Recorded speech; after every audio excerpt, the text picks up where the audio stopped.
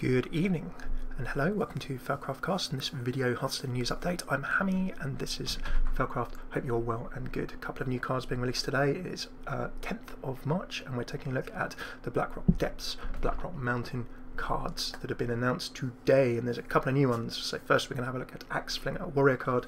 Second we're going to have a look at Lava Shock, shaman card. So without further ado, let's jump on in. Axe Flinger is a new card.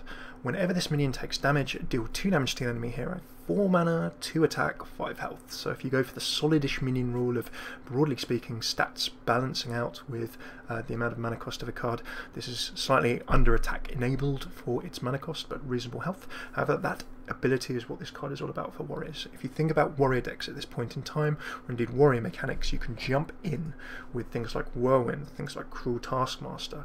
There are also minions, of course, if you're jumping into things like the Unstable Ghoul, maybe even the Explosive Sheep. Plenty of ways of damaging your own minions yourself.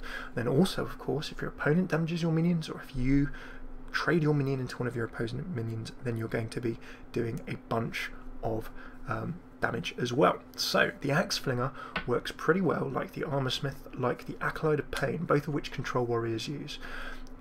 Get the most efficiency out of it if you can do 1 by 1 damage. Obviously if it's hit once or less, or if it's wiped off the table in one go, that's 2 damage that is not going to be done to the enemy hero. So every time damage is done, it has 5 health. If you can have damage done to it 5 times, then doing the maths, you have 10.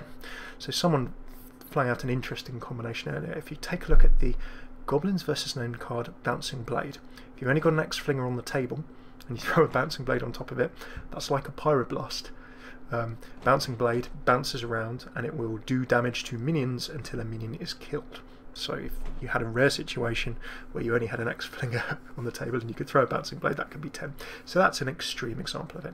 Where could Axe Flinger be used? Well, you could try sneaking it into Control Warrior. Control Warrior is already quite tight on its cards, but Control Warrior using things like Death's Bite, the axe that does a whirlwind effect when it death rattles, when it loses all of its durability. Control Warrior will be damaging itself with Whirlwind and similar anyway. Perhaps a Control Warrior that has something like Baron Geddon in is pretty cool. That could damage it too. So at your very worst, Axe Flinger in a Control Warrior deck, unless you specifically try and engineer the deck around it, can do a little bit of extra damage. It can be chipping away, doing a bit here, doing a bit there, nothing too major. But I think where this could really shine is in decks where you just go full-on warrior aggro, full-on warrior enrage. In those kind of decks you use cards like Frothing Berserker. Frothing Berserker gains attack for each damage done to a minion, I believe, if my memory is serving me correctly. So Frothing Berserker used to be teched into Control Warriors and used in a fashion of being an early game threat that could really put some pressure on your opponents, particularly if you decided to power it up yourself. Let me just check my memory. Whenever a minion takes damage, gain 1 attack. So Frothing Berserker, if you stick that on the table, if you have a deck that's trying to swing in with weapons in the early game and buff up your own minions, Axe Flingers and Frothing Berserkers could suddenly put a whole stack of pressure on your opponent really, really quickly. So we're going to have to see, of course, this is early days, we've not seen all of the cards yet from Blackrock Mountain, but there's certainly some interesting possibilities that you could drop Axe Flinger into, be it a Control Warrior deck, or that might be a slight squeeze to get in there, or potentially an enraged aggro warrior style deck, where this could perhaps be teamed up with Frothing Berserker, other kind of cards that you can just throw out and do loads and loads of damage with in the early game, or certainly create big threats really early on that will be hard for your opponent to deal with. So that is our Axe Flinger, an interesting addition to the warrior stable, alongside things like Bouncing Blade, and of course the wonderful Shield Maiden. I'm really enjoying all of the new warrior cards that have been released by Blizzard in the last few months or so. I played a lot of warrior, a lot of Control Warrior in Hearthstone, so right up my alley, even whether it's competitive or not we'll see, but it feels as though it could have some use. Next up we've got Lava Shock. So Lava Shock for you Shamans. I know we've got a lot of Shaman fans, Felcraft Casts, audience and community. Lava Shock, deal 2 damage, and this is one that community has been mentioning for a while. Unlock your overloaded mana crystals. So if you're a new Hearthstone player, totally brand new, Overload is a Shaman mechanic. You can play a card that has Overload on, and it will generally be a powerful card for its mana cost. Probably slightly overpowered. However, it will then say Overload and a certain number, X, and next turn, whatever that Overload X is, you cannot use those mana crystals, that amount of mana crystals, for the next turn. So Shamans need to play around Overload. There are cards that will jump in, for example, like the things like Lightning Storm, various different things, the Earth Elemental, some other kind of nice cards there. If I just throw Hearthstone up in the background and do a little bit of on-the-fly rejigging, my apologies for this looking a little bit messy, there we go. We can actually jump on in and just quickly illustrate this with a couple of shamanistic cards. So if you take a look at Shaman and we filter everything by overload, oh look at all of the overloadness that happens. Lightning bolts, lightning storms used quite often, feral spirits and similar. So being able to undo those overloaded crystals is quite interesting. A good question from Thrash in the chat on the stream: does it unlock the ones that are currently locking them, or ones that will next turn, or both? The answer is both. So if you play it on a turn, you can unlock the rest of the crystals. If you play it at the end of your turn, it can unlock crystals that will be overloaded next turn as well. So I believe the call on it was both. I need to double check that. If you look at Mr. Bin Brody's Twitter, I believe that there was a clarification that kind of got issued on that earlier, but I believe this is both. So it can do it on your turn and it can do it on next turn, but not both, as it were. So if I say play an overload, and then let's say I believe the way that it works is if I play Lightning Bolt and I overload 1, let's take something with a 2 overload, that would probably make a bit more sense. So let's say if I play a Lava Burst and I overload in the background there for 2, and then I play Lava Shock, and then next turn I'm going to be able to use those 2 crystals. But equally, if I say have 2 overloaded crystals and then I play Lava Burst at the beginning of the turn, it will unlock the crystals now for me to use if I see fit either. So I think it actually does both. I'll double check that and make sure. I'll make sure that I stick something in the comments as well when this goes on YouTube, for you folks watching on YouTube. But I believe that's how this card works. So gives Shaman some interesting possibilities. And the thing is with playing a Shaman deck, and I am no Shaman expert, it's not my regular deck, but effectively if I play like into a Lightning Storm, say I'm playing an aggressive deck as a Shaman, I play into a Lightning Storm, then what I need to do is try and pace my plays and understand what's going to happen next turn.